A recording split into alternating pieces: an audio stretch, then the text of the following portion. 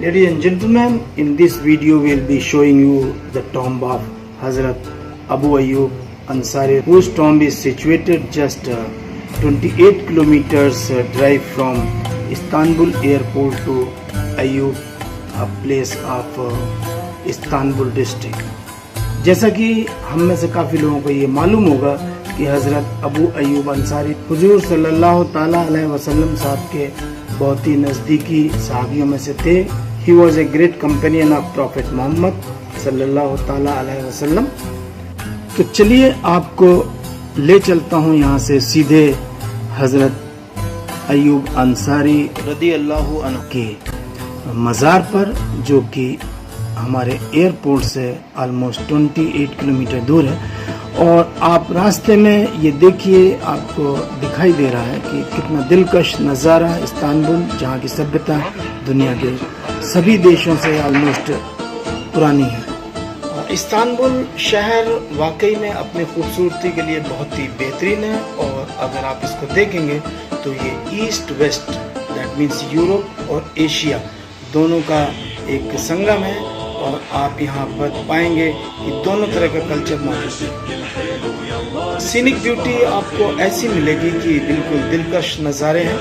और आप देखें कि एक तरफ जो हम समुंदर के किनारे किनारे हम ड्राइव कर रहे थे और सामने पहाड़ों पर कुछ बेहतरीन किस्म की इमारतें, और थोड़ी थोड़ी दूर पे आपको मीनारें नज़र आएंगी. इस्तांबुल शहर जो मस्जिदों के शहर से जाना जाता है. इसमें दुनिया के किसी भी मुल्क के किसी भी शहर के हिसाब से सबसे ज़्यादा मस्जिद है.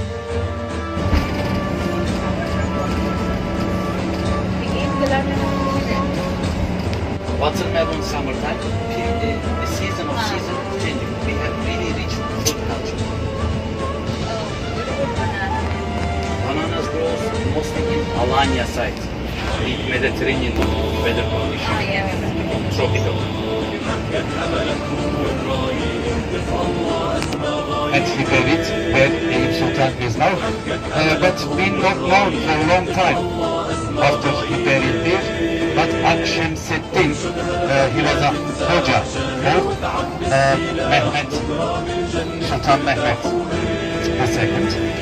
And he asked him to find his grave, and he slept and he played cat to find the grave of. अंदर गाड़ियां नहीं जा सकती हैं और इसीलिए पार्किंग से तकरीबन हम लोगों को 600-700 मीटर वॉक करना पड़ा, क्योंकि चारों तरफ अब आबादी हो गई है. और ये जो ज़ियारत की जगह है ये चारों तरफ से आबादी से घिर गई है और सड़कें जो है बहुत छोटी हैं. इसलिए हमको अपनी बस बाहर ही छोड़नी पड़ी और वहाँ से पैदल ही जाना पड़ा.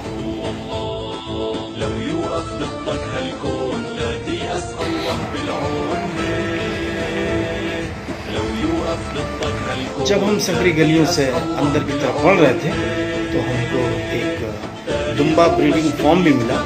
और ये कुछ तस्वीरें मैंने ली हैं ताकि जिन लोगों ने दुम्बा नहीं देखा वो देख सकें दुम्बा. वक्त के साथ साथ अगर आप पाएंगे तो अब ये एरिया आसपास की आबादी से घिरने लगा है और वहाँ से छोटी छोटी सड़कें हैं जो कि इस जगह पर पहुँचती हैं.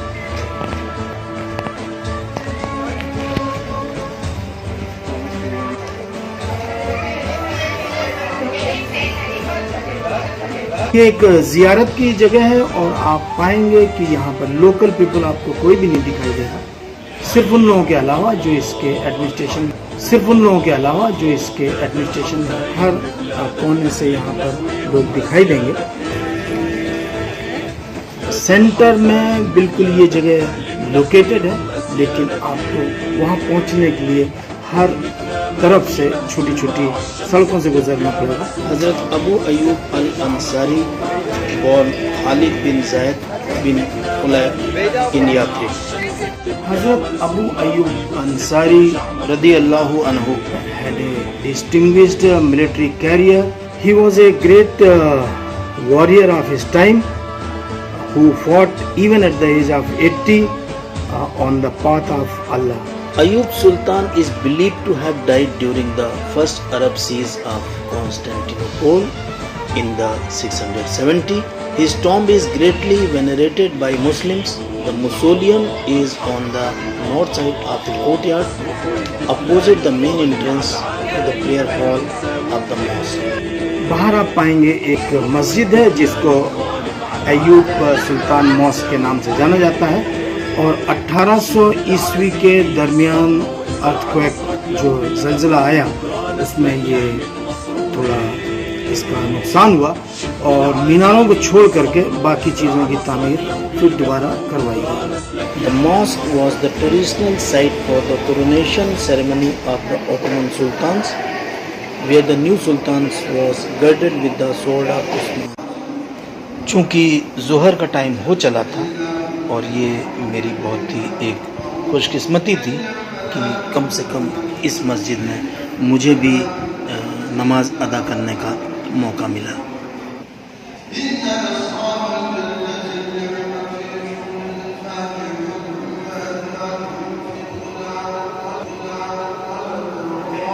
ये मस्जिद 1458 में बन के तैयार हुई थी और उसके बाद दोबारा इसका रिनोवेशन जो है वो 1800 ईस्वी में हुआ, जब सुल्तान सलीम III ने ये फैसला किया कि इसकी मीनारों को छोड़ करके बाकी पूरी मस्जिद को दोबारा से बनाया जाए।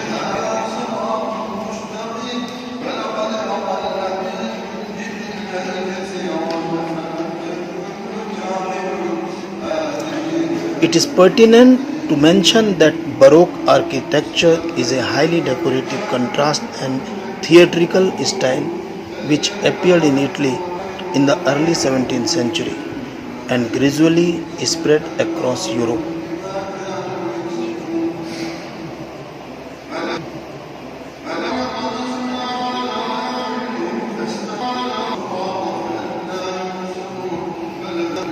It took the basic elements of Renaissance structure. It's a highly sensual, highly contrast, highly dramatic, etc.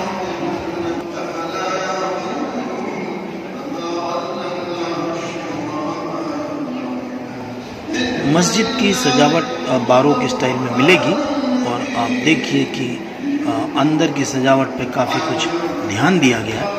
और जैसे कि मैंने बताया कि ये जो मौजूदा हालत मस्जिद की है वो 1800 में सुल्तान सलीम III द्वारा की गई थी।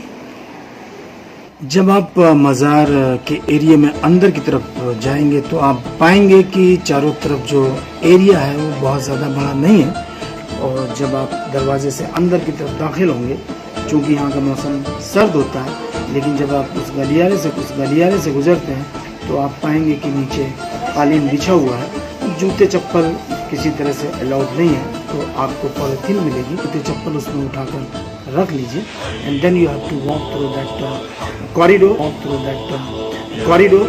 The moment you enter there is a warm atmosphere totally different से, और वो जगह अंदर आपको गली के सहारे ले करके मेन उस जगह पे जाएगी। वो अय्यूब अंसारी का मज़ार है। लोग उसमें खामोशी से बैठ के दुआ मांगते रहते हैं, और किसी भी तरह की अंदर पाबंदी नहीं है, जैसे कि नॉर्मली सर ढकना या ऐसा कुछ भी नहीं है। अंदर का माहौल बाहर के माहौल के हिसाब से थोड़ा सा गर्म मिलेगा।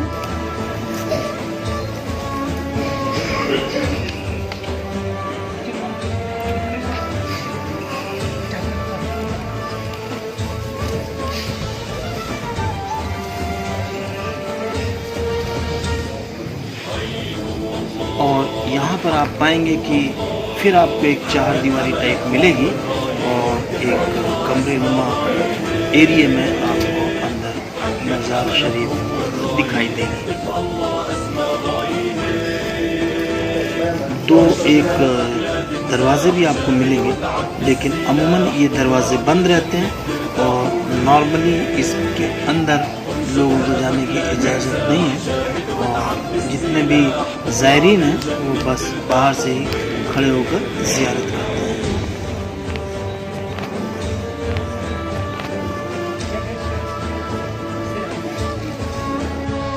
मुझे यकीन है कि आपको ये वीडियो पसंद आया होगा और कम से कम इसी ज़रिए से, मेरे ज़रिए से या मेरे वहाँ पहुँचने के ज़रिए से आपने भी हज़रत अबू अय्यूब अंसारी की ज़ियारत करनी।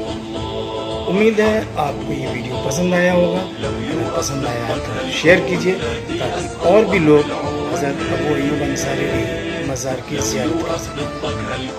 शुक्रिया।